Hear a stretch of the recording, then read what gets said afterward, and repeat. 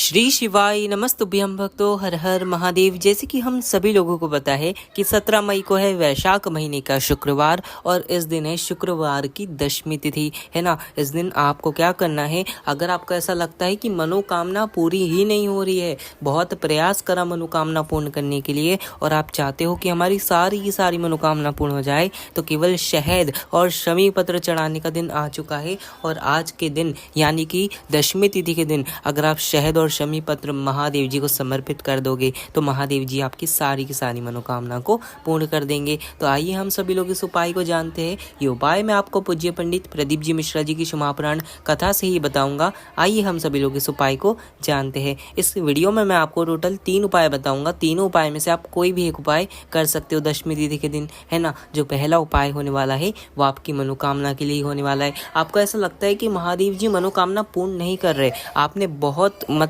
हर उपाय कर लिए, सोमवार की अष्टमी का उपाय कर लिया, फिर भी महादेव जी नहीं सुन रहे, या फिर आपको ऐसी मन से आपका ऐसा मन हुआ कि मेरी ये मनोकामना है महादेव जी को पूर्ण करना है, तो आप इसके लिए भी आप इस उपाय को कर सकते हो। कैसे करोगे, आपको जरूरत पड़ेगी शमी पत्र की। कितना शमी पत्र, मात्र 1 शमी पत्र लेना है ना, ज़्यादा शमी पत्र लेने की ज़रूरत नहीं है, 1 शमी पत्र ले लो बस। इस शमी पत्र को लेना और शाम के समय प्रदोष काल के समय, कब, दशमी तिथि के दिन शाम के समय प्रदोष काल के समय पहुंच जाना भगवान शंकर जी के मंदिर में, महादेव जी के मंदिर में पहुंच जाओ। ऐसे मंदिर में भी आप जा सकते हो जहां कोई नहीं आता, यानी कि एकांतेश्वर महादेव अगर नहीं हो तो ऐसे समय जाना कि जब मंदिर में कोई ना हो, है ना, या फिर जब है कोई तो भी आप जा सकते हो, ऐसा ज़रूरी नहीं है। पर अगर अकेले में आप इस उपाय को करोगे तो महादेव जी शायद आपकी जल्दी से जल्दी मनोकामना पूर्ण कर दे, है ना। तो शमी पत्र को महादेव जी के मंदिर में लेकर जाना। पहुंचने के बाद जो अपना फेस है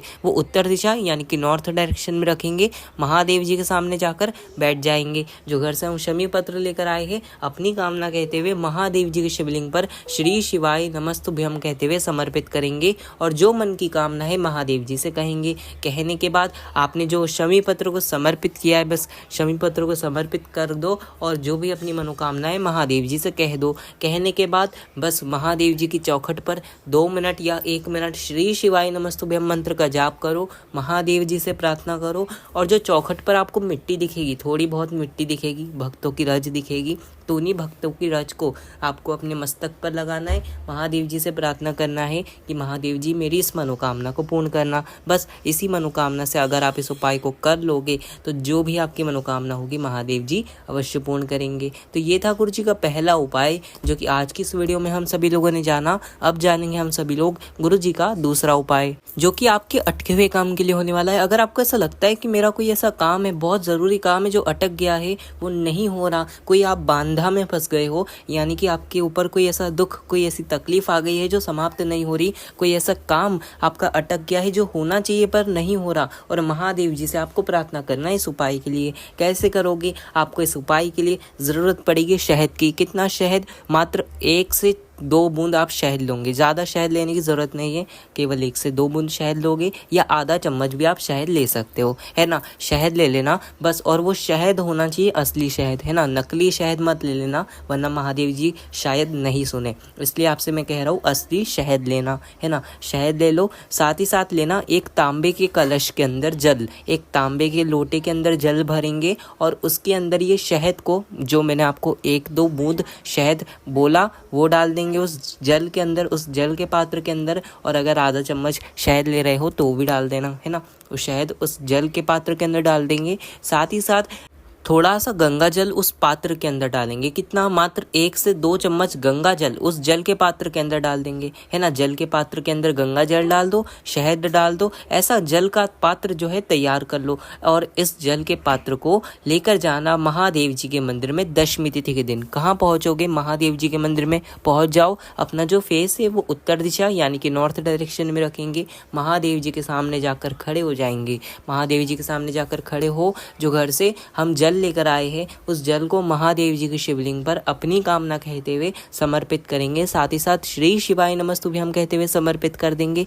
कौन से भगवान जी का नाम लेकर समर्पित करना है इसका जरा आपको ध्यान से सुनना है ना। भगवान कुंदकेश्वर महादेव जी के नाम से आप ये जल को समर्पित करोगे। कौन से महादेव? कुंदकेश्वर महादेव के नाम से आप वो जल को समर्पित करोगे, है ना। कुंदकेश्वर महादेव के नाम से समर्पित करना जल को। जल समर्पित कर कर महादेव जी से प्रार्थना कर कर महादेव जी की चौखट पर बैठेंगे। 1 मिनट श्री शिवाय नमस्तुभ्यम मंत्र का जाप करेंगे, जो भक्तों की रज है अपने सिर पर लगाएंगे और महादेव जी से प्रार्थना करेंगे। जो मिट्टी है चौखट पर, बस वही मिट्टी को अपने सिर पर लगाएंगे, महादेव जी से प्रार्थना करेंगे। जो आपका काम अटका हुआ है बस वही सब महादेव जी से कहेंगे और बस कहकर वापस अपने घर पर आ जाएंगे। बस आपको इतना उपाय कर लेना है। जो भी आपका काम अटका होगा, जो भी आपका ऐसा लगता है कि काम पूर्ण नहीं हो रहा, तो वो काम अवश्य इस उपाय से पूर्ण होगा। भगवान कुंदकेश्वर महादेव आपका काम अवश्य पूर्ण करेंगे। तो ये था गुरुजी का दूसरा उपाय जो कि आज की इस वीडियो में हम सभी लोगों ने जाना। अब जानेंगे हम सभी लोग गुरुजी का तीसरा उपाय,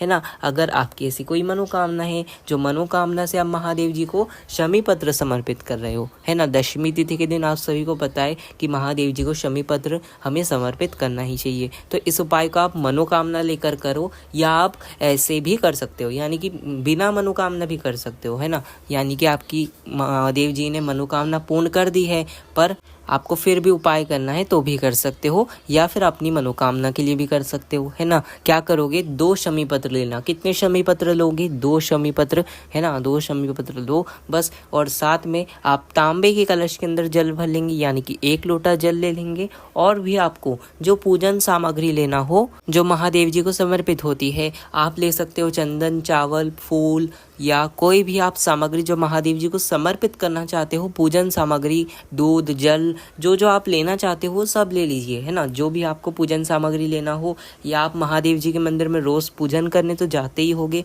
तो जैसे जाते हो बस वैसे ही जाना। 2 शमी पत्र साथ में लेकर जाना, है ना। पहुंच जाओ महादेव जी के मंदिर में, अपना जो फेस है वो उत्तर दिशा की ओर कर कर ही बैठेंगे, है ना। बैठने के बाद जो घर से हम 2 शमी पत्र को जो लेकर आए हैं, उसमें से 1 शमी पत्र को महादेव जी के शिवलिंग पर, जब आपने पूजन स्टार्ट नहीं की है, आप बस मंदिर में आकर बैठे और उस शमी पत्र को समर्पित कर दोगे, है ना। समर्पित कर दो। फिर आप घर से जो जल लेकर आए हैं जल समर्पित करेंगे, दूध जो भी आप लेकर आए हो, चंदन, चावल, फूल, जो सामग्री लेकर आए हो सब समर्पित कर देंगे। फिर उसके बाद दूसरा वाला जो आखिरी हमारे पास शमी पत्र बचा है वो समर्पित कर देंगे, है ना। यानी कि हमें एक पूजन से पहले शमी पत्र को समर्पित करना है और एक पूजन के बाद शमी पत्र को समर्पित करना है। समझ आ ही गया होगा आप लोगों को। 2 शमी पत्र को महादेव जी को अपनी कामना कहते हुए समर्पित करना और महादेव जी की चौखट पर बैठकर कामना करना। बस आप अगर इस उपाय को अगर कर लोगे तो जो भी आपकी मनोकामना होगी महादेव जी अवश्य पूर्ण कर देंगे।